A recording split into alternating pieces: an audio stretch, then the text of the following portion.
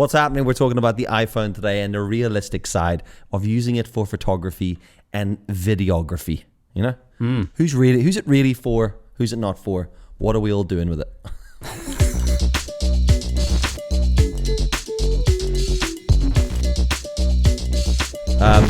What's happening, folks? Welcome back to the OverAndOut show. Cheers, Ryan. Cheers. Oh, here it is. What are you drinking? A Punkular IPA. I feel like at this point it should be sponsored by BrewDog. Oh, maybe that was the one that was in my fridge. Maybe not. I don't know if you heard it. I've never seen it before. It's called Northern Monk by Faith. A hazy pale ale. It's the wee brown can, isn't it? It is a wee brown can. It was the most expensive IPA brown can in Co-op. Yeah. Don't say if there's one place to get your craft beer, it's the Co-op. Well, it's on the way, isn't it? Is that? Yeah. Well, handy enough. Your Spa, I guess. That is a great beer, to be fair. It is. I've just opened it when I was waiting for you to call, and it's a nice hazy pale ale. It's hoppy, it's wheaty, it's boppy, toppy. Yeah, there you go. Hip hoppity, wheatly, beatly. This is the OverAndOut show. It's not about beer. It's about gear. Today we are going to discuss the topics of mobile phones for video and photo. Like, can we call it mobile phones or is it smartphones? Smartphones. Because a mobile phone, I just think Nokia 3210. Yeah, true. Well, I mean, yeah. Is it a smartphone, mobile phone? Videography, but then a camera's mobile for that. So we're talking about smartphones, probably mostly the iPhone. Let's just talk about the iPhone. We're talking about the iPhone. This is the stinger, by the way. Cut this bit to the beginning of the video. Why am I so hot on my audio, by the way? I was going to say, because, looking at you right now. So cold as ice. Where do we start with this one? So I guess the reason we want to talk about this was that, I don't know, a month and a half ago, the release for the new iPhone came out. iPhone 15, yes, it something did. or other. 15. And like everybody does every year, everyone lost their shit. Oh my God, it's going to come out. And then as it's announced, the day it's out, all you see on the interwebs is the abundance of videos of people being like, is the iPhone good enough for professional work? Or there's like, the iPhone, is it the DSLR or the mirrorless camera killer? Could this replace your kit? Could we do everything on that? And it's like, could we not? Like, could we not? Could we just not talk about it? But isn't it funny? Stink up the internet. Isn't it funny how when that comes out, like the array of videos that just pop out of the fucking out of nowhere. But the reason why I think this year is more interesting than any other year in terms of interesting phone chat is that did not Apple shoot their whole thing? Sorry, that was a bit like Chaucer, wasn't it? That's a bit oldie English. Yeah. Did not Apple with the film thy movie takest thou iPhone and stick it in thine bottomy. Directly up there, Tim Cook. They did film it on it. And do you know what was weird, right? When I am an Apple fanboy, I'll admit that. They did film it on the iPhone. We didn't actually clarify that. We never got to that. We were too busy with Shakespeare. Yeah, they did actually. Yeah, Shakespeare was not involved in this. They did actually shoot it on the iPhone. But when I was watching it, right, the intro shot as Timmy Cook, right, Timothy Cricket, comes dandering out of the shadows, right, where all the other lizards live. As he come walking out of there, and he just appeared, robotic as ever. I was watching that shot, and I was going, that's a weird shot. Like, there's something, there's something a bit odd about that. It was, I don't know what it was. It was floaty is the best way to describe it. It was like unnecessarily, like as if someone hadn't really stabilized their gimbal quite right. And it was like, it was a wee bit floaty and bobby. And I thought that's a bit weird. And simultaneously was thinking they should really be shooting this entire thing on an iPhone if they're going to preach about it. And lo and behold, thou streameth, cameth truth. Thou with vision. So yeah, turns out I know my shit. And by shit, we're talking about the quality of the iPhone. Yeah. So yeah, I saw that and I was like, well, and then it came out and I was like, well, fair play. I mean, you proved it can be used for that kind of production. You filmed it all on the iPhone, and it proves that that camera, that sensor, those lenses can be used for high-end production. Yes, that is true. Should everyone be doing it? Well, I mean, at the same time, I was doing that. What it doesn't do, and I think this is where everybody gets this wrong, is we all see that and then we go, well, yeah. Can you film moss with it? How good? Actually, probably the best camera for it. Yes, absolutely. To be honest. Yeah. But killer moss shots. You look at that whole thing Apple filmed, and the thing with it is it's what's behind it. And I think as soon as you look at the behind the scenes and how it was made, it's kind of irrelevant what camera it is. You could have shot it on any camera. Oh yeah, for sure. I think, but that's the whole thing about it being a professional camera, isn't it? They're having a professional team doing it. Yeah. Because it doesn't really matter if you're shooting it on a Red or on an Arri or A7S III, whatever it is.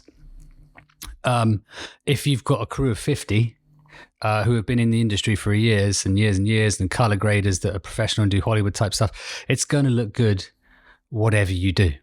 And whatever, if you shot it on, like if they did it on Super 8, it would still look good because you'd have a team of 5 lighting people and gaffers and everything to make all the light look great. So it's the iPhone's irrelevant in that. I think it's the production, but obviously they want to sell that, and I think this is where people get confused because obviously people like us and videographers and cinematographers and whatever, they go, oh, is this going to kill the iPhone, kill my camera? Do I need to be doing this now? Should I be doing this now?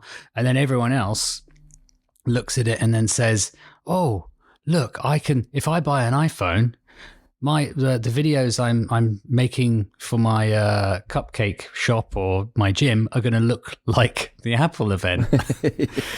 And the thing is that I think that's where people get confused, because I've had a couple of clients recently where I've gone and shot stuff, and I've shot stuff on the iPhone and given them a few stories and stuff as we're going through it the day. They're like, well, why does yours look so good? Have you got the new iPhone? And I was like, actually, as it turns out, I did. I do, yeah. But they were saying, oh, I've got the iPhone 14. Should I upgrade? And then I was looking at going, well, not really. And they said, well, how does it look so different? It's like, well, because I know the limitations. And I think that's what it comes to, is that I know that you can't, unless you have a team, a cast of thousands, you can't make it look like the Apple event. But I know that when you're shooting with an iPhone, if you're going to be doing it in a sort of, if you're not shooting in California, basically, it's going to look a bit dog eggs, especially if you're inside. Because that camera on the iPhone is basically designed for West Coast, and that's it. A bit like the One Wheel.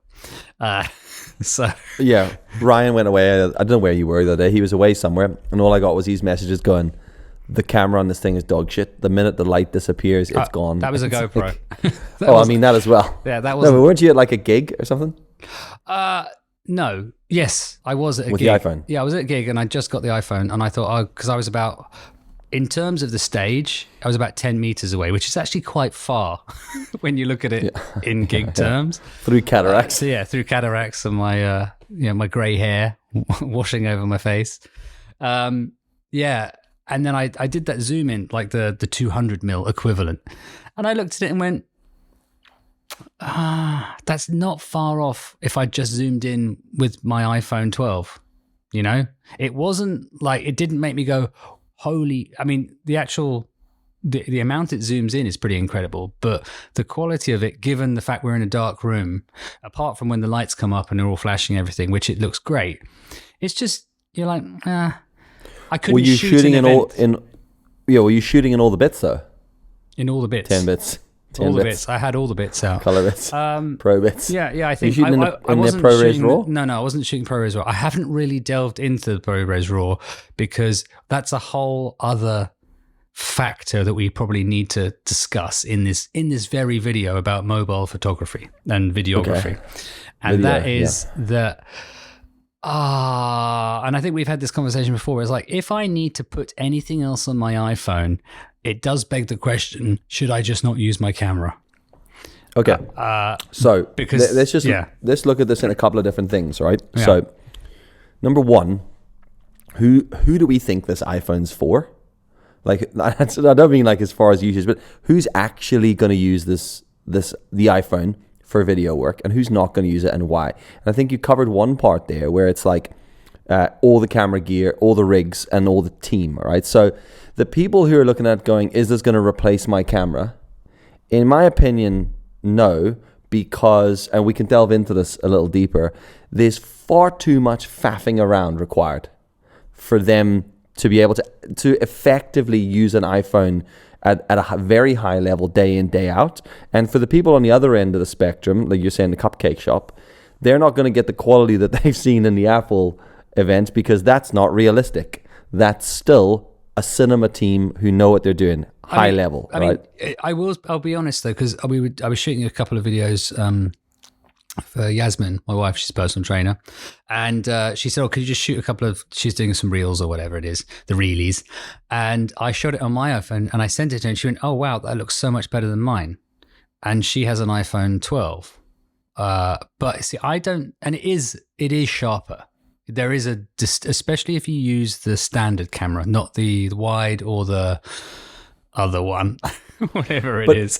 What is it she's noticing there, do you think? Is it just a purely a technical quality, like it's sharper and brighter, and but I think it's, no, it is that different? Is that different from when people, like when you look at the Apple TV event, right? There's and I hate to use the word cinematic, there's a cinematic vibe to it. That's nothing to do with camera quality. That's to do with how you shoot it. Fucking angles, composition, and lighting. Floaty Tim Cook. Yeah, and Tim Cook on Heelys. But if that is in their next release of the iPhone 16, that's it. I'm giving up the internet. If he comes out on Heelys, I'm fucking throwing away all devices. And you'll have to listen to this on Telegram. Yeah, we'll do a teletext. Teletext, just a handwritten letter, photocopied and faxed to people via pigeon. But like, if you look at that, and that's like so like, what is Yasmin, for example, seeing that? Because Pamela would probably be the same. She would go, oh, that's a really good quality. But I think that's and I think that's actually a benefit to Yasmin or the cupcake shop or the local restaurant, the people that are self-shooting. Yeah. So I do want to caveat that as well by, she's in the gym. It's horrible light in the gym. It's all that mixed light of orange fluorescent and the incandescent, and then the daylight from outside, all that stuff. But with the new the iPhones in general, even my 12, have this horrible HDR thing. And when it's like really bright, so like say, in the gym there, Yasmin's doing a pull-up or something, and right above her there's a top light coming down. And it's very hard, even when you pull the light down, like the exposure down, it's still very difficult to get rid of that really shiny white, of the skin. And obviously I looked at that and went, okay, I'm going to tap on it and then hold it and then, bring down the exposure. Most people wouldn't do that, but it does look better when you do, because the iPhone adjusts to the whole scene rather than what actually looks good. Okay. So it tries to balance everything. Yeah. Doesn't it? And so then you get like the shadows come up and they get all grainy, even on the new iPhone. But because other videographers and people that have just practiced go, actually, if I bring this down, it brings down the blacks in there, so it looks like it's just that, that darker, nice, rich tone. Yes, you're not going to get rid of the highlight, because unless you put a filter on it, it's trying to cope with too many things. But it's just that extra step that you take of knowing, which can make all the difference. And a lot of people don't know about that, I think. True. I think what's important here for anybody who has never seen or watched any of the stuff that Ryan and I have done in the past, I think, pretty bold statement here, but I think we are probably the best. Yeah. That's a lie. Don't listen to that. Don't listen to me. Not the best. But I think we're a very good example of the actual target audience for phone, video, cinema, mosseotography. All right. Like, I personally feel I am, because I've taken the iPhone and put it through its tests from the most basic level. Now, I don't want to gear up an iPhone. Now, we used to use lenses. We went through moment lenses and worked with Lemuro. That was necessity rather than when they didn't have wide lenses or options. So, I mean, I'm currently using an iPhone 8, which is broken. which is actually broken now. I dropped it the other day, and now the screen is cracked. So, and I've had that phone for years. Now, to caveat that, I did have an iPhone 11 Pro Max, but I broke that a few months back, and that's why I'm back on the 8 for a while. But actually, it's quite liberating using. I broke that at a job. Yeah. And that's kind of what makes this interesting. So you should talk about that, because that's really important in terms of it is, yeah. And I think that's kind of why we felt like we could talk about this, because I think on one end of the spectrum, you've got people who are into gear or making high-end productions, and they're questioning, will the iPhone replace their cameras? I don't think it will. And then the other end, you've got people who are like, oh, can we make cinematic videos like that for our cupcake? I mean, you can if you know your shit, but the chances are you're probably just going to get a brighter, sharper image, and it's going to be great for people like that. But I think there's this little group like us in the middle who work with cameras and production gear, but then at the same time, like the simplicity. I've always said to you, like, I think the best action camera, without a doubt, is the iPhone. I hate GoPros and DJI Osmos. They're a pain in the ass. But there's something about the iPhone being in your pocket all the time that you can just pull it out, all right, unlock it, and immediately be filming. Within like a fraction of a second, you're recording. Whereas like a GoPro is a pain in the ass to get to that point, and then you have to wrestle with just GoPro being GoPro. Cameras are always in your bags. You've got to pick out lenses, all that shit. But there's something about that ease of use, that accessibility of an iPhone. So I think Ryan and I used to do a lot of Instagram stories, and I've shot a lot of vlogs on iPhones, a lot of behind the scenes, and I like to use the iPhone, and exactly what you said earlier, it's knowing the limits of it. So when Apple first released the wide lens, like, people lose their minds, and the wide lens is incredible when you have it. Yeah. But you've got to know when to use it and when not to use it. And I generally wouldn't use the wide lens if it's even remotely dark. The minute it's dark and I'm trying to shoot myself talking to camera on an iPhone, I'll just put the camera further away and stand a little further back, talk a little bit louder, know how to interact with the mics and how they pick it up and all that sort of stuff, so it's brighter and a bit sharper. Because the minute you use that wide lens, everything falls apart. The image becomes muggy, the blacks become really noisy, all that sort of stuff. Yeah, so it is better on the new iPhone. It is a better lens. Yes, but it's still marginal. I'm sure it is. It's. But again, I can't speak for the iPhone 15, but I think just in general, understanding how they work and how they, I guess, where their limits are. And a good example of that is the filmmaker, YouTuber Mark Bone put this video out that Ryan and I had shared between each other. Like, it was fascinating. He was at a baseball game, and he was basically zoomed effectively up some dude's eyeball. And then you were like looking at something really close. Like, it was like a guy on a field doing a pitch. And then he zooms out and he's like fucking other side of the world. He's the other side of the stadium, like 30, 40 rows back. And you're like, holy crap. And I saw that and I sent to Ryan. We were like, that is fucking incredible. I still don't know how he did that though, because I think about when I zoomed into the gig, I was only 10 meters away. I don't know if he went in further than 200 mil, because I think you can. I think he went in further, but the key was the light. Like you said, in a stadium. Yeah. He was in a bright stadium in America where there's like, if you're from the UK, you'll know this. We got really pish light. It's like this gray, greeny, blue, depressing, dull light, and it's fine for certain things, but it's dog shit for that sort of stuff. If you want to do a gritty British drama, it's amazing. Yeah. If you want to do a documentary about depression, come to the UK and film it. But if you want to film zoomed up someone's asshole on an iPhone, go to LA or San Diego or anywhere in the States where it's bright. There's something about the light out there, isn't it? It's like, it's super warm and rich. I mean, this is a totally different video, but I noticed that when I went to Mexico, and then I looked it up, because Mexico has this really lovely yellowy red tone to it, and apparently, I can't remember what it's called, but on different parts of the globe, assuming it is a globe, there are sorry, I had to put that in. That's a whole other thing. No, not for now. I can't remember, but basically you have different light tones as the closer you get to the equator. So obviously Mexico it gets close to the equator, so it's a reddy, yellowy, orange. And in the UK, we're at this weird sort of European level where it's very greeny grey. But if you go to, I don't know if you've ever been to Chicago, but Chicago in the winter has this amazing blue tone to it. Like, I've got old, and I went in 2013, 2014, so like a lot of it old, iPhone 8:6:4, whatever it was at the time. And the photos look incredible because there's just this amazing, very whitey blue color tone to it, just naturally. And I think depending where you are on the planet, you get that. And it's like when you go to LA or West Coast, black and white photos look incredible. I don't know what it is. The way that it's that. There's like you're right. I have to admit, I did some stuff from like Huntington Beach. Actually, I had some pretty I overexposed shots on purpose, but then shot a couple for black and white. And you're right. Like there was something about the high contrast level. Yeah, and it's obviously, you know, when you go into Lightroom and stuff, and when you do a black and white photo, you can adjust the reds and the greens and yellow and all that stuff. And whatever the color tone is, which is an orangey kind of look in LA, it just works really well when it's transposed to black and white, or when you're just shooting black and white. In my personal humble.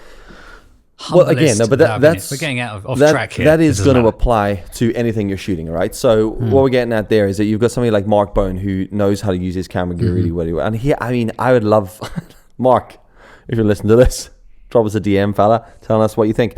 I'm imagining he shot that ProRes 10-bit, knows how to color grade and edit that stuff, and he's got looking crystal. Do you not think he did? No. That's not okay. I'm just assuming that's not Mark Bone's style, because I think he probably did that for a test. As in, here's my iPhone, I get it out of my pocket and I use it now. That's Mark, it. DM the channel. If you know Mark Bone, Mike. If you know Mike Bone. If you know Mike, get God. Mike to contact Mark Bone and message the channel, right? But anyway, so what we're getting at there is that, you know, you've got someone doing that, and then you've got fucking old man Father Time over here waddles his way over to a gig in West London in the dark, and he was then in Camden. It was pretty trendy. And then we zooms were watching his a fucking band from the late 90s, early 2000s. There you go. Symposium and A. Come on. Sorry, that's the band? You know the band A, right? No. Do you know the band Symposium? No.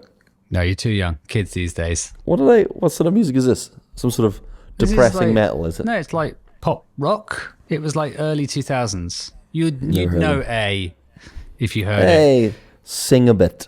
They did that song called Nothing. Nothing.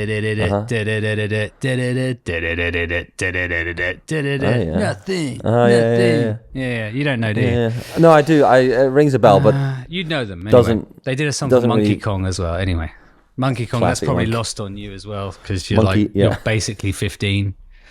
Yeah, you know. Yeah, it's the youthful looks here. So anyway, so he was filming, zooming in, notices it's shit, and we're sitting thinking, right, this is the bit that I think is just so weird about this. But I think we've pushed iPhones quite a bit over the years and done quite a bit. I mean, the first time I had the iPhone 8, I think Ryan and I traveled over to do we were filming a music video, and we're traveling around Spain and France, and we're in the middle of the desert in Spain. Ores. What was that little town called? Ores. And we were running about sand I still have grit now, like 6 years later, in one of my lenses, that every time I turn, it's like, in one of my smaller lenses. Anyway, so there was a shitload of dust in the phones, and the phone was fine. And then I think I just jumped into a swimming pool and did a shot of us diving into a pool with and you were like, is that waterproof? And I was like, I don't know. I think so. And turns out it was. And I've always kind of just used my phones again. I lob them, I throw them, I duct tape them to stuff. You know, I once, tried to counterweight it on the door frame of the banana. That's one of your best moments. It is one of my best moments. So at that time I was working with a company called Lemuro who made lenses, and they were giving me lenses to test. I kept breaking the cases and all that sort of stuff. And I was sort of going back on the feedback, and then I had to go back to him one day saying, I broke another lens because I was but I said it like a total normal sense. So I got a broken another lens here. I was counterweighting the phone on the door frame of the banana, and then the banana wasn't heavy enough, and then the phone, and he was like, the what? That's the scary. Can you just rewind a bit there and just explain? Yeah, he was like, he was a German dude, and he yelled, Eric, what happened to it? And I was like, it was a banana. A banana? Why are you using a banana? It's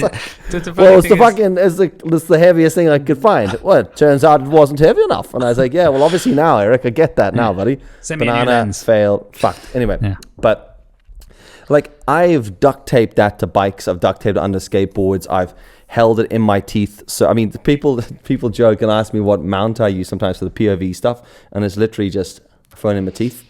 Yeah. But at the same time, you have to be very conscious of that, by the way, so that if you are shooting an iPhone and you do what I also do is leave it on the ground loads of places and film stuff, you have to remember to turn it the other.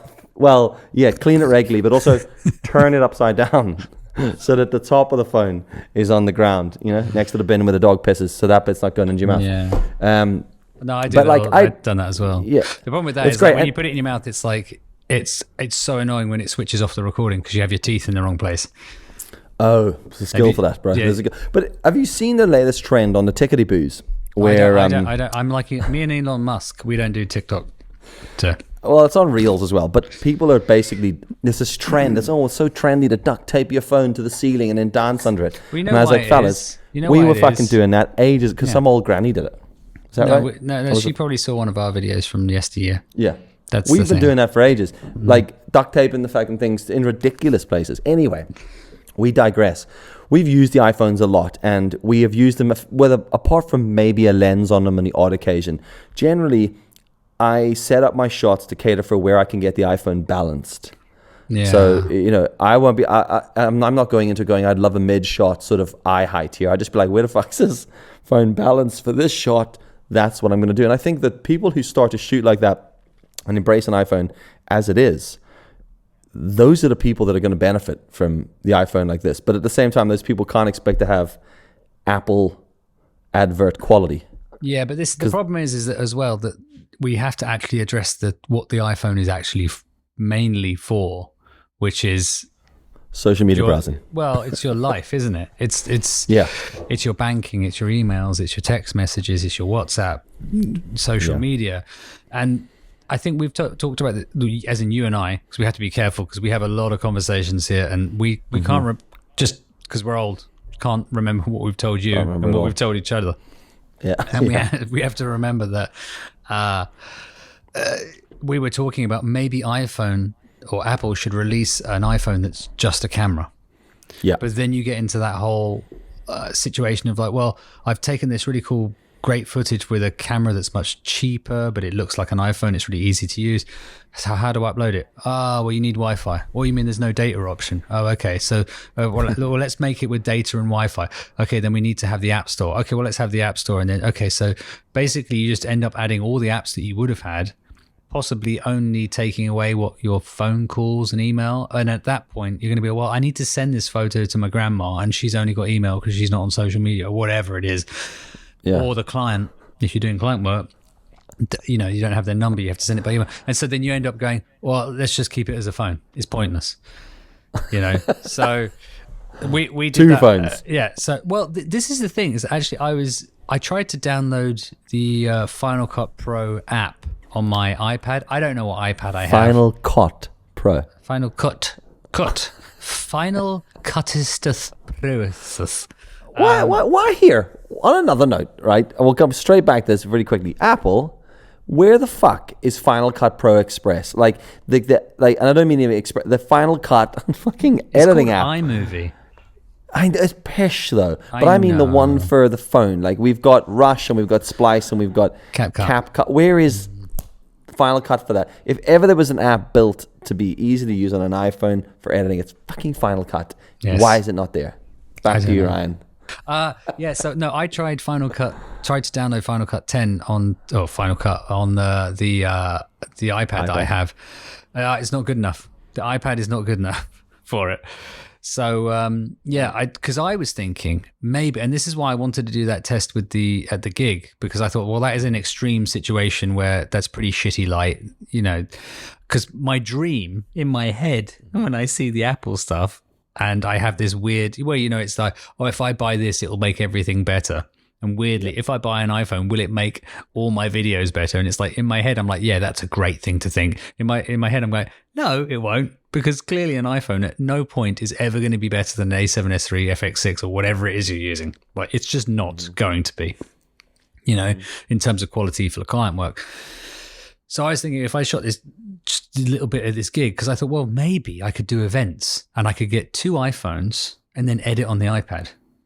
Obviously just totally selling my soul to Apple and just buying everything they have. Because in my mind, like, when you did that job out in Portugal, I'm like, that would be amazing. You could literally take 2 iPhones, an iPad. That's it. No other gear required. And because, it'd just be nicer to edit on an iPad rather than your phone. You can use the pen and whatever, just a bit nicer kind of thing. And I thought, but that'd be great. But then you're kind of left with actually, it's not good enough to shoot in a dark event.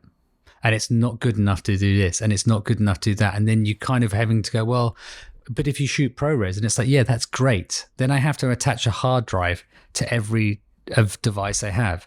And then it's like, oh, but they're trying to call me on that device because the client wants me to go do this other place. So, well, that's one phone gone. And then you've got the whole battery issue. And then it's like, you know what? I'm just going to shoot this on my camera because it's too hard. This is interesting. I personally would love to get my hands on the new iPhone to try this, because I shoot a lot of stuff on the phone for clients. There's a few people I do, a couple comedians and some bands and stuff over here, and I'll go to their gigs, and like I shoot a lot of stuff with Colin Geddes, and one of the things I do for him is when I go to some of his gigs, I'll shoot BTS photos, right? But simultaneously I'll shoot and edit a highlight reel of the event all on the phone. Now that video is normally about a few minutes long, and it's effectively like a mini vlog, but it's all shot on phone handheld, and it's all edited on the phone. And I've been doing this for him for years, and I deliver to him on the night. He effectively walks off the stage, and about 10 minutes later I send him a video that he can post on the internet. And that's the point of it. So but I there's know an that expectation there. There is an expectation, because but I still think, because I do events where it's like, it's quite, I don't want to say high end. I could not get away with doing that to them. This is what I'd like to challenge, because the stuff I was doing, actually I could, but I think you could, but I just think it's knowing what those limits are and working with them. So one of the problems I come up with him with when I'm doing his stuff and a lot of band stuff is not so much low light, but low light and accessibility. So if I know that the light's really shit and dark, I know that I need to be close up. Absolutely. And I need to be on the 1x lens. And that's fine, you can do that. But then you have to start to think, right, where do I need to be now?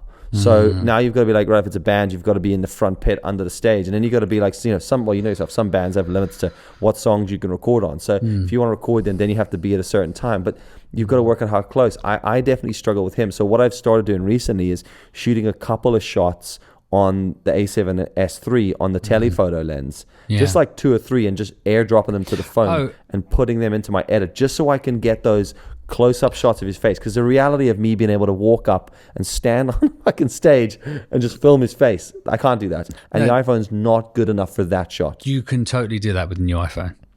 But again, you'd need to be close enough. Like, as in, you need to be closer, if you know what I mean. Yeah, I'd probably be about 15 meters away from him for that. Oh, you could. I mean, if you're not going to get if like the a light's super bright close. Enough. I mean, because bear in mind, that shot I sent you of the gig. That's how that I was about 10 meters away. So that's like, unless you zoom in more, that's like, so you're getting about probably the whole figure plus about a little bit on top and beneath that. Okay. So the reality is, you'd need to be closer. So you'd still need to be about 5 meters away, or like literally in the pit to get, like, if you want to get right up his nostrils with it.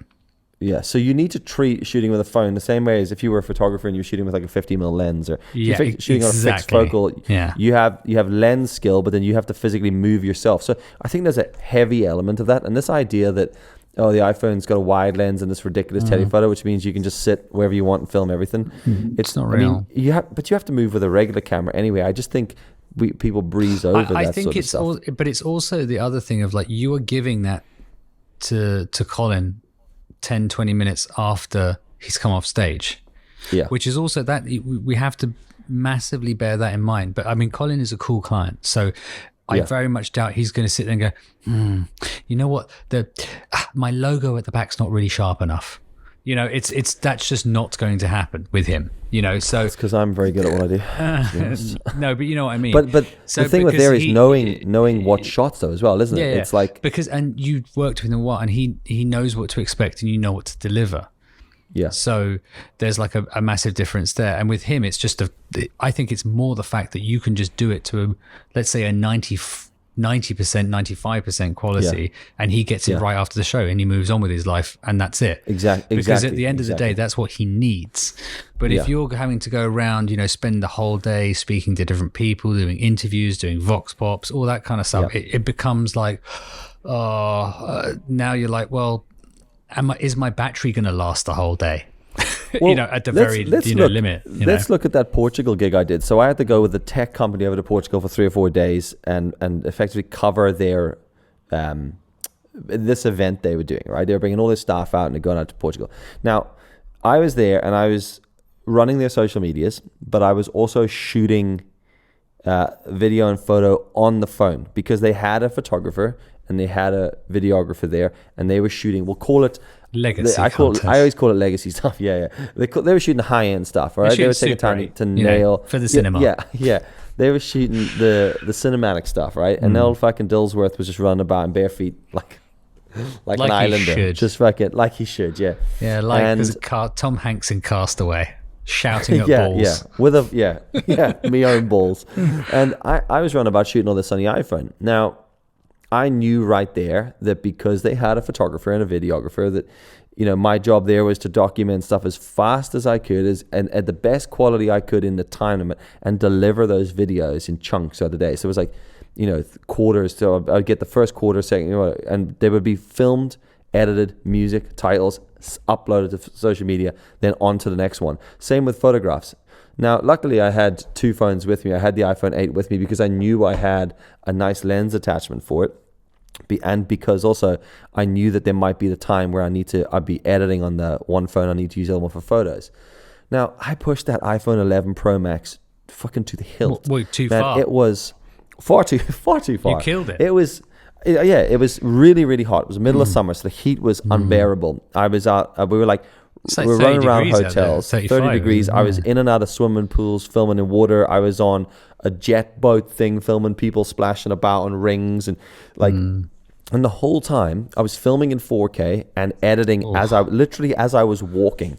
Walking from one bit to the next part of what they were doing and editing as I was going, just constantly editing photos, videos, posting the social, writing the captions, all that stuff. So the battery was depleting super quick. So I had a battery bank with me that had like 20 charges on it, and that was constantly plugged in. So now I'm running an iPhone in heat, constantly shooting, editing 4K, and running all your socials, and using your maps, and using your text, and using your phone, every other feature on it.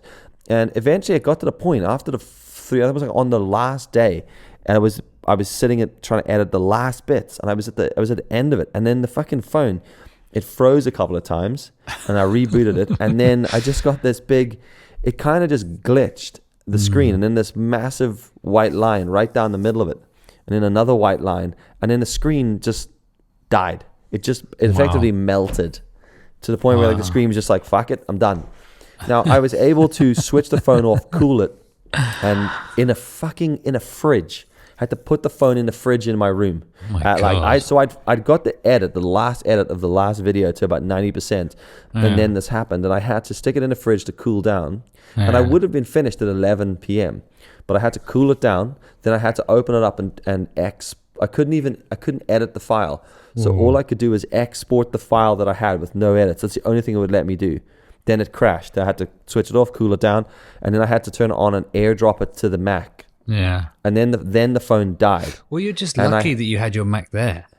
Exactly. And I was able to edit it in Final Cut and then transfer that to the iPhone 8. Then I had to transfer the SIM over. Then I had to get all the logins for all the social medias and log back into them, get it all back working, phone the girl and go like, hey, I'm really sorry, but could you approve the login, all that sort of stuff, two-step verification. And then was able to post the stuff at at midnight or something. Yeah. But that showed me there, like, the problem with the iPhone, and this is the issue with this new one. Yes, it's got USB-C, so you can plug a hard drive into it now, duct tape a hard drive to the back, and you can record 4K ProRes 10-bit onto the back of this 1 terabyte. That's class, but the battery will die. Yeah. So how do we manage that? So then you need a split converter with a battery charger, and then you're like, but how long have we run the battery shooting 10-bit 4K ProRes with a 1 terabyte drive and a battery bank plugged into it. But then and the you're reality, also assuming, and then what about audio? Yeah, maybe you need to do vox pops or something, for a particular. I mean, most of the time you can probably get away with using the iPhone, but if you're in a gig, like when we did Butlins, there's no way. I mean, it's just you need a mic, like at least a lav mic or a DJI thing, and that's just not going to happen. So now you need a thing with like 3-4 different USB-Cs it becomes untenable. It's tedious. Yeah. Now I'm running like, just as a bit of a backup today, I'm running under Machete, the DJI. Oh, you're doing that? You didn't do what I told you to do and put a microphone on top of your camera. I couldn't find the bracket. I lost something for one of the mics. Couldn't be. By the way, Ryan and I filmed this entire podcast last week, and then something happened to my audition and died. So we're here. Here we are again. All right. So I've got a so you get the better version. It's actually probably better. It is better. I got a redundancy this time. Bitter, but what I've been doing a bit more bitter. Bitter, definitely bitter. I've been using the DJI mic like a recorder. So it's just the transmitter bit. And I'm just recording it straight into sync it up later. So in my mind, I'm thinking like if I'm going to do iPhone stuff, that's probably what I'll do. I'll use something like that and just record it straight onto a recorder like that. That does take more time in editing. You have to really know where you are and what you did during the day. Exactly. Generally, that should be okay, but it can't. It should be okay. Yeah. But I think this is like, that's that middle ground videographer person, that person who's using an iPhone for maybe... I don't even want to say smaller jobs. Like, I would really like to go and do a job like that Portugal thing from a job like that and shoot it on an iPhone and only an iPhone, but try to do it as close to the quality as I've got for my actual other gear that I do client work with. There's several events jobs that I do where I look at it and go, I have to do it on the camera because that's just the nature of that requirement. But I do look at it and go, I don't think we need to, like, really, The only thing is that a lot of it comes up and goes, well, we need the footage for legacy content. So they're going to use it later for the website. And then you're kind of like, well, you probably want to do it on the thing. But the problem is, I think it's the ultimate, what are you doing with this? Because if you look at event content, for example, like that thing you did in Portugal, you had a videographer and a photographer there. Do you really need all this footage forever? That's the thing. And it's like, because I think it's great with Colin because he goes, well, I want the video and I just want to shove it out and that's it. The gig's done. And then I move on to wherever the next gig is the next night. And then we do the same again. Or we don't because I've got a tour and I just want to do it for the Belfast gig, whatever it is. But he just goes, I just need it for that night. And then we move on with life. And the thing is, I think if you need it, and as most of social media is now, you want it now and you put it out because as we both know, and we've been discussing at great length, the where do we put all our content now? Because we're kind of a bit of disillusioned with that, which is a whole other podcast, which is like, well, Reels, it seems to be that, they're great. You get more views, you get all this, but basically your content after about 2 months, if that, might as well be deleted. So you've got to wonder, is there any point shooting it on a decent camera unless there's actually a good chance that it's going to be verified legacy content that's going to be there for years to come that will be useful? And even at that, then, it's probably, and I'm starting to think like, is this change actually not about what gear it replaces, but more so the person who's using it? So maybe like the next gen of kids who grow up shooting on the iPhone will just adapt that as their main piece of camera gear and never take the next step. Most people, who dabble into it, start on their phone and they like it. They go, like, I get the question asked to me all the time. Hey, I'm thinking about getting a proper camera. That's normally the sentence. What should I get? And I'm like, what are you currently shooting on? And they go, an iPhone, 14 Pro Max. And I'm like, well, what do you want to shoot? And I'm like, they're like, oh, well, I'm just a personal trainer in the gym or I run my own coffee shop. I just want to film some stuff that looks good. I'm like, well, look, unless you want to spend like a minimum of $1,000, I wouldn't fucking bother using anything but your phone. And then you got the learning curve as well. Because it's not only... No, I've got a couple of friends that, like, they've bought cameras. And to be honest, the thing is, it does look better and you can tell the difference. Like one of my buddies, Steve, the vegan ant, he's called, he does mobility and handstands. He's crazy. He's bought a camera and he does stuff, and you can tell on his stories and reels that he's using a proper camera because it's got that depth of field, which you just cannot get with the iPhone. Yes, they have the augmented AI version or whatever it is, but on his, you can tell, and his stuff just looks better than competitors. It does look better, and it does look high quality. And the other thing you got to think about is the bit rate as well. Now, for example, you could argue that actually with the new iPhone, because my buddy as well, like Eat Like an Adult, he shot one of his reels. He's big time guy, now. Yeah, it's the egg guy. He's big time now. Egg. Yeah, cooked made an it egg. big. And now he now cracked it. Someone say he cracked it. Exactly.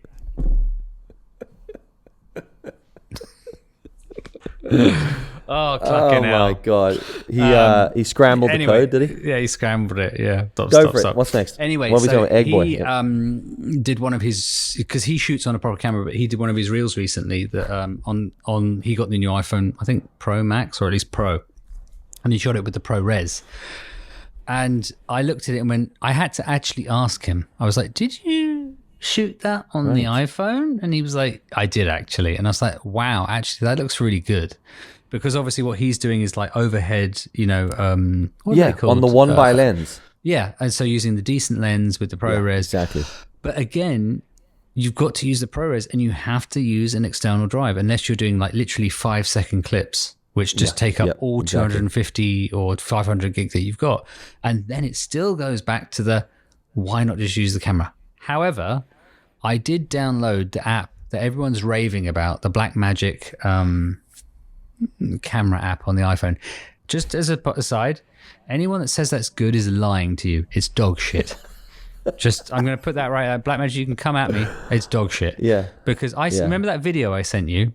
Not approved by Ryan Say Creates. Absolutely not even Ryan Say Creates. No, just Ryan Say. Ryan Say waits for it to load. Ryan Say waits. I sent you that video, right? So basically the lag on it is horrendous. It's just, it's unusable. And I'm using the iPhone Pro 5, the Max 15. Yeah, God, the biggest, the best one, the best one. And it's just unusable. But what you can do on there, which was quite interesting to me, was actually shoot H.264 in ProRes. In log. So it's like an H.264, which is much smaller, but you still got the log side of it. Which would actually be a really nice option for Apple to give you. So you don't have to use the ProRes, which is the ProRes part, for those that don't know, is the part that makes it fucking huge, not the log part. Yeah. So if you can get like an H.264 or H.265 log, that's going to look probably just as good. But the ProRes just makes it easier in the editing. But it also, it takes up so much hard drive space and makes you want to lose the will to live. It comes back to what you said as to where do you want to use this? Exactly. And the thing is ProRes is useless on a phone, which is why I haven't used it on the iPhone 15 yet, because I'm like, I haven't been in a situation where I need to use it, to be brutally honest, because... Well, you could have done it for research for this podcast. I did. Did you? No, what you told me, we're talking about mobile phones like literally 2 minutes before we started the podcast. I don't know when you wanted me to do the research. Anyway, no, but I have been using it a lot, but I just haven't got around to using the ProRes because I just don't have a hard drive to take around with me to use it. But can you not film anything on ProRes? Surely you can film a fucking 20-second clip of a duck. Yeah, I've done a couple. Sitting on moss. And it does in a park. Yes, I've done that. And when you bring it into Final Cut and you shove you turn the LUT on. Well, actually, you just use the Apple LUT on Final Cut. It does look really good. Fucking hell. So ignore everything we said in this podcast. Go buy yourself an Apple phone, shooting ProRes. No, yeah, but you still need to do it on a hard drive. It depends on what you're using it for. That's the whole thing, is that if you want to shoot, like, I'm just thinking... This is the summary here, by the way. I'm feeling this. I'm feeling this is going in the right direction. You know, the event, like what you're talking about for what you did in Portugal. Now, assuming that you were doing what you were doing, you had access to the iPhone 15 Pro Max or Pro or whatever it is, and you were shooting that, would you choose to shoot that in ProRes or one of Colin's things in ProRes if you had the option? No. No, because you need to do it. Couldn't be fucked. like now, don't you? Yeah. Now, because of where it's going. Exactly. But if you were to be shooting an event where you might want to use a FX6, A7S3, whatever you have, like something that's a bit higher budget, but you couldn't be bothered to take all that stuff, you would then have to shoot it on the iPhone in ProRes, but you'd have to have a hard drive with you, and you would have less options on the audio. Determine that, and this feels like a whole conversation we should do separately, right?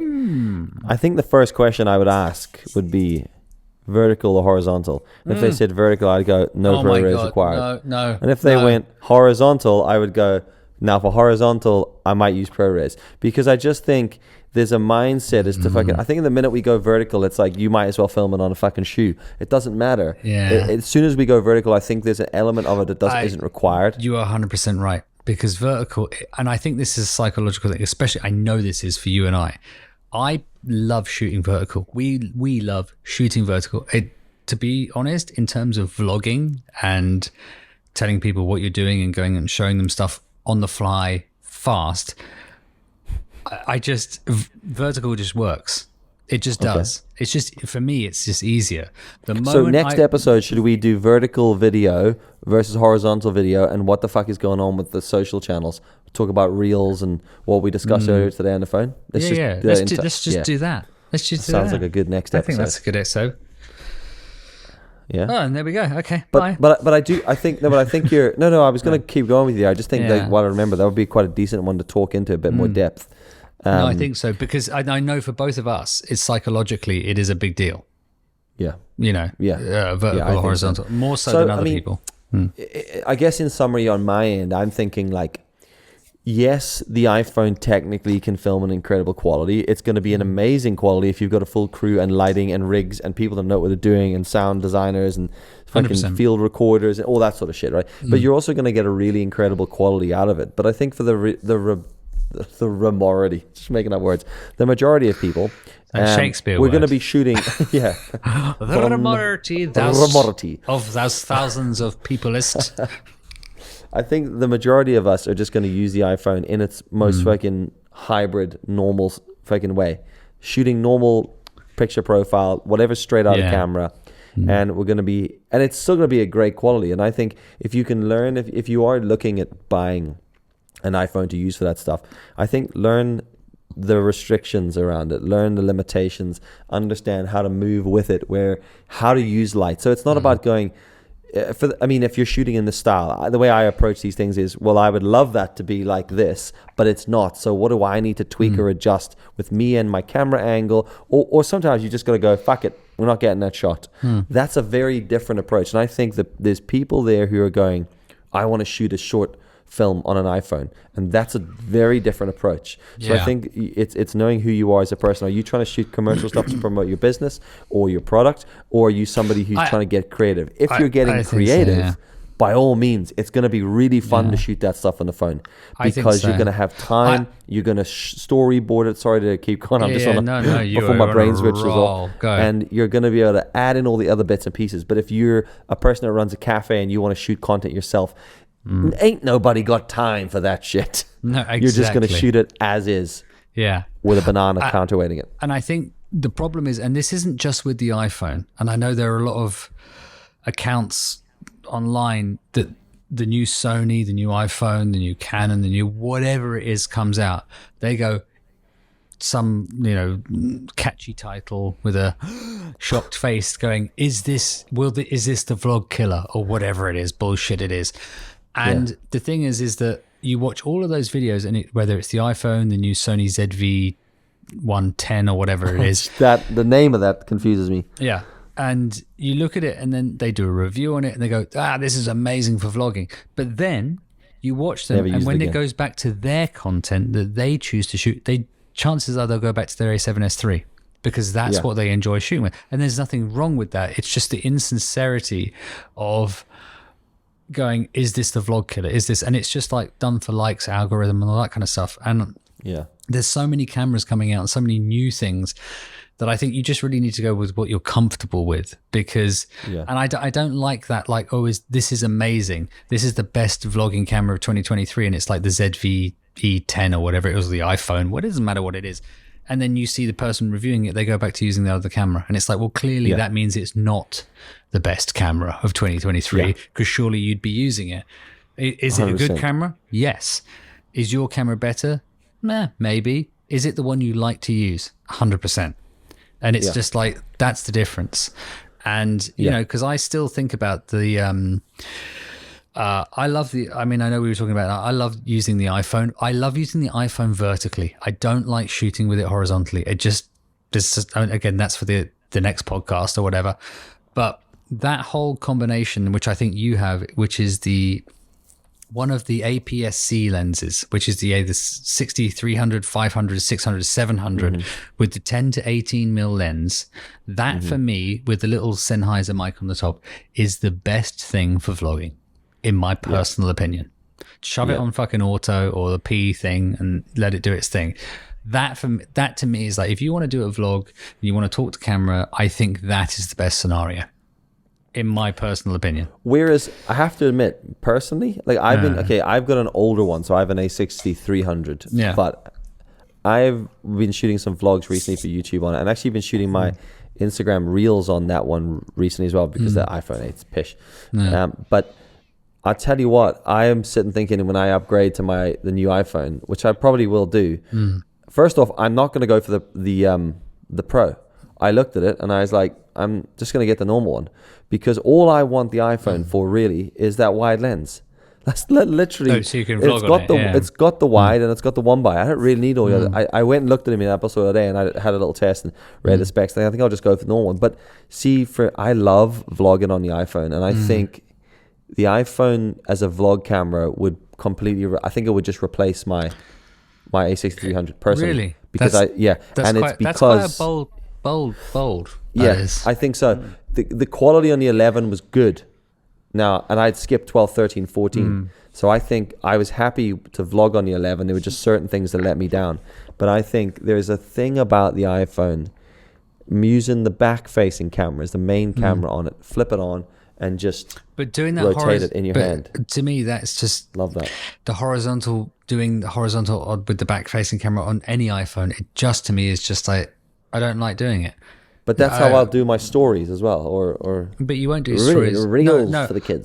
Same camera. I'll happily hold the iPhone vertically back facing. Yeah. Like there is like that to me is so natural. It feels great and it's awesome. The moment I have to turn an iPhone horizontal, it makes me feel a little bit sick. See, and there's a lot of this let's keep this horizontal vertical stuff for the next thing. But the thing I like about the Apple iPhone for vlogging. And I'm very particular with the word here, vlogging. Like if I want to go and make this is so hard because YouTube's a weird. If I want to make a short film style thing, or a what do they call them? Like a video essay. Log. A video essay. Or something that I want it to be high quality. I'll shoot on my cameras. But if I want to like I'm rocking about Belfast that day, and I'm trying to shoot photographs and film a vlog. And do you know what's fucking annoying? Taking a goddamn camera out on a gorilla pod with a mic on it in the middle of the city. I don't even use a gorilla pod. I just hand hold it now because it's more inconspicuous. But still, that's too much hassle. Where in the iPhone, I know that it's going to deal with all the shit. And it's, for me, if I vlog, it's not always about, when I'm talking to camera, it's not about the shots. Sorry, it's not about the technical side. It's about what I'm saying. I'd rather vlog on the iPhone and then film all my cinematic B-roll on my other camera. We've spoken about this before, haven't we? Like use the camera to vlog, and then use the 50, 85 mil, whatever you have, to do the B-roll. For the sexy stuff, you know? No, that makes sense. That's what I think. So I what think, do you think? Comment section below. All right, Russell. Maybe. That's what I think. What do you think? Yeah, but that's just what I think. And then you need a crow with a fart noise. Is that right? I think that is interesting. Oh my god. And, okay. Yeah. So some food for thought. Maybe you're sitting there thinking, do I need to upgrade my iPhone? If you're on a 14, don't fucking bother by the sounds of it. No. If you're...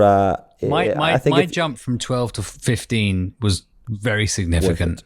Absolutely. Yeah. Very significant. I think every other year is fine. But I think realistically here, if you're the sort of person that's just trying to shoot stuff to promote your business or brand, and you're not coming at it from a cinematic point of view, and you're just looking to shoot high quality content that makes your stuff look decent. Yeah. You know, the iPhone, the iPhone's going to be grand for you. No. If you're thinking doing that the you're tickety shooting a talks. lot of commercial stuff and you're like, oh, could I do that on an iPhone over my cameras? It's probably going to be more of a pain in the ass in the long run. You know what the thing is? Because I would love, like, and I've told you this before, I'd love to have 2 iPhones and an iPad. And that's my gear. That's what I shoot hold on. with. Let's fix that. Yeah. You'd love to have 2 iPhones and an iPad and them all work. Oh, yeah. Well, And the batteries never go flat. I want the iPhone where they go, hey guys, look, here's what we've decided. We're not going to change anything on the iPhone ever again. The only lasts a things week. we're going to update is the battery and the storage. You now have 10 terabytes of storage and the battery lasts for a week. That's That's the all dream. you want. I don't need a fucking bigger notch or a fucking different button or titanium. No. Just give me a battery that works. Yeah. Okay. That's 100%. I totally agree with that. That's Okay. In fact, that is the best way to end this. Yeah. Dear Timothy, Otherwise, it's- Timothy yeah, Cook, yeah. while you're floating around on your Heelys Yeah. with the iPhone 16, Yeah. we want a bigger battery. Yeah. Dear Timothy Cricket, give us a battery. You bastard. Right, look, guys. I hope you've enjoyed this. This has been the OverAndOut show. Next week we're gonna tickle the topic of a thing we discussed earlier today, looking into what the fucking hell do we do on social media now? You know, I feel What like do that's we do? The social medias. what do we do in the medias? I mean, we're saying that, but like we were also talking about AI. Now we're talking about horizontal versus vertical. Yeah, but let's do that one, and then we'll come back. The AI, we have thoughts. Yeah, AI, massive we're thoughts. coming for you. Big right? thoughts. And it's all off the back. After that conversation that the interview with Elon Musk in the New York Times. Have you watched that whole thing? You need to watch that whole conversation. Watch that whole conversation. Well, you do. You can as well. No, I've watched a lot of it. Yeah. Right, watch it all. If you're not there, have a watch. New York Times. What was it called? There's a name for it. Just New York Times, Elon Musk. It's a big interview. Have a watch of that. He basically tells everyone to go fuck themselves. He tells very everyone. easy to great. find on the internet. It was great. But watch that, because that's sort of what we might reference in the next 2 weeks. But we'll next one will be, which one do you want to do next? Which one do you want to see next? Yeah. You give a fuck. Comment section below. Which one do you want to see? Thanks for watching. Thanks for listening. Subscribe to the YouTubes And the Catch you in the Spotifys. and the Spotifys. And the Apples. Catch you guys in the next episode. Fuck See you off, later. mate. Let's go home. We'll see you next week.